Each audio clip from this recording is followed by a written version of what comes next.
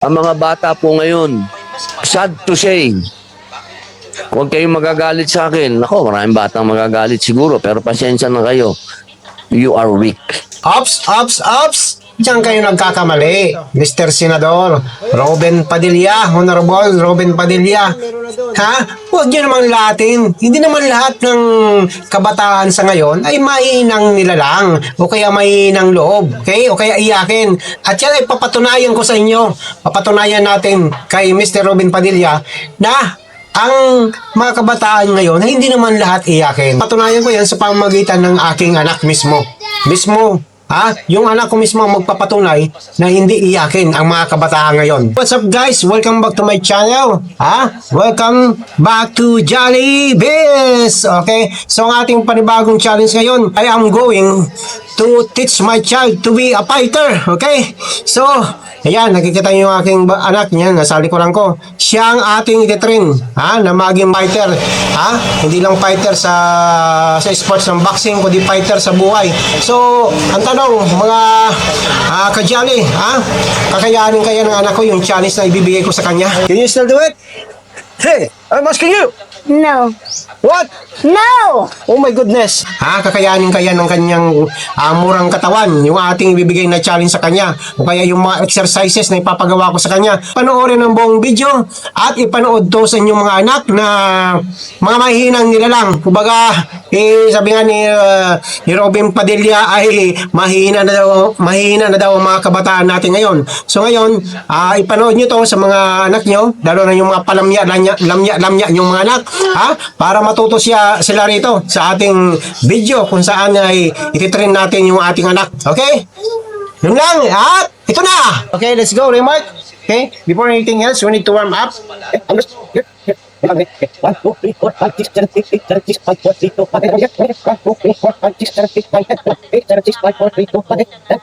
It is 1, 2, 3, 4, 5, 6, 7, 8, 7, 6, 5, 4, 3, 2, 1. Okay? Jumping jack. Okay? 1, 2, 3, 4, go! Yan. Jump, jump, jump. Yan. Ganyan na natin. Tulad me. 1, 2, 3, 4, 5, 6, 7, 8, 7, 6, 5, 4, 3, 2, 1. Okay, that's it. Inhale, exhale. Let's go, fighter. Okay, here.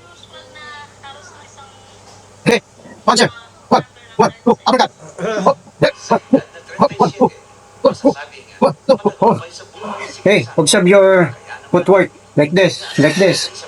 That is your footwork, okay? 1, 2, 1, 2, 1, 1, 2. Okay, 1, 1, 2.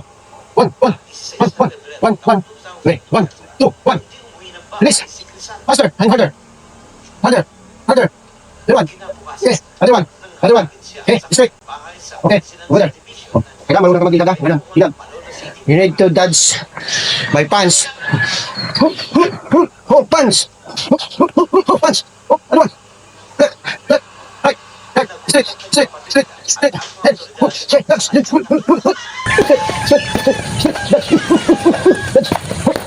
other one. Okay. Dodge. Dodge. Okay, punch. Harder, harder. See, look at your footwork. The perfect should be like this.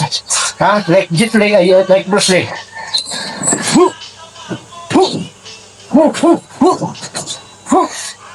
Okay, go, go. Okay, okay. Can you still do it? Hey, I'm asking you. No. What? No! Oh my goodness. Remark, take note. Take note of this. When you are punching, this is the key for your punch to be harder, to be more powerful. This knuckle. Are you listening? I want to hear your voice. Yes! Are you sure? Yes! Okay. Okay, let's go. Okay. More. More. More. Harder. Harder. Left, right. Left and right. Faster. I want my kid to be a fighter. What do you mean of fighter? Fighter means that you need to face the reality of life. You need to be strong. You need to be alert. Okay? You need to be vigilant because in real life, Remark, you need to be a real fighter. But it doesn't mean that You need to hurt others. Can you still do it? Yes! Let's go! 2, 3, 4, 5, 6, 7, 8, 8, 7, 6, 5, 4, 3, 2, 1. 1, 2, 3, 4, 5, 6, 7, 8, 9, 10. Okay, left, left. Okay, 1, 2, 3, 4, 5, 6, 7, 8, 9, 10. Okay. Okay, good morning, good morning. This is our second day. Let's go! Are you ready? Yes! Yeah! Okay, let's go. Good morning everyone. This is our second day of our training. I am training my child to be a boxer, and this is part of his training. Okay, you can do it. Put all the rocks. Okay, can do it. And that is my 7 years old child. You need to train your child to be strong, physically and mentally and emotionally and spiritually. Okay, a simple thing for a child to do will make a difference when he grow up. Okay, so turuan nyo yung mga anak nyo na maging malakas physically and emotionally. Huwag yung puro gadget. Yung mga bata dyan binibibi ng mga magulang huwag yung sanayin yung mga anak yun na bibibihin nyo. Itong mga anak ko, hindi ko to binibibi. Okay, this is our third day of training of boxing for endurance. Saka. Sige, pindot mo. Ayun, sigurado ka, kaya mo. Titingin ka dun sa harap. Yan. I like this. Ayos. Oh. Hop. Yung kabila naman doon sa kabila. Ano ba yan? Paganyan-ganyan pa. Parang mana sa pinagmanahan. One more. Once more. Harder. Speed. More speed. My future fighter. Left and right. Straight. Uppercut. Good. More. Balik na. Faster. Dapat work.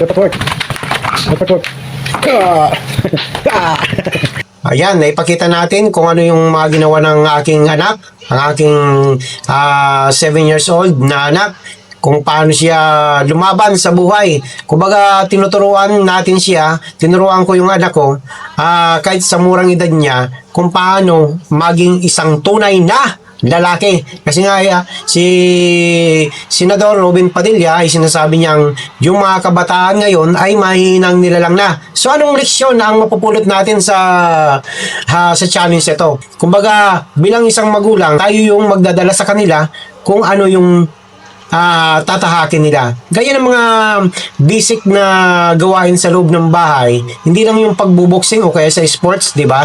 Paghubog sa pagkatao ng isang bata ay nagsisimula yan sa tahanan, hindi sa labas. Kasi nga, kapag nahuhubog mo na yung pagkatao ng ating mga anak, lumabas man sila sa ating tahanan, ay alam na nila kung ano ang kanilang gagawin. Okay?